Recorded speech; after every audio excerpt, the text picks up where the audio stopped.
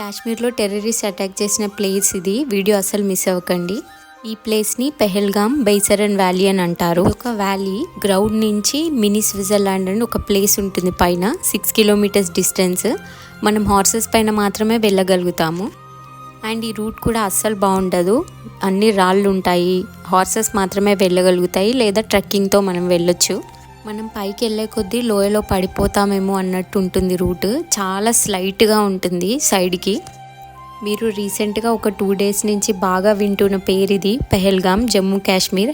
ఇక్కడే terrorist attack జరిగింది. నేను ఇప్పుడు పైకి వెళ్ళి వచ్చేసాం. ఇదే ఆ స్పాట్. ఇప్పుడు చూపిస్తాను చూడండి. ఇదే మినీ స్విట్జర్లాండ్ అని అంటారు. నిన్న జరిగిన అటాక్ ఎగ్జాక్ట్లీ ఈ హోటల్ ఆపోజిటే జరిగింది. మేము వెళ్ళి 1 వీకే అయింది. ఇప్పుడు ఈ న్యూస్ వినగానే నాకు చాలా బాధ అనిపించింది.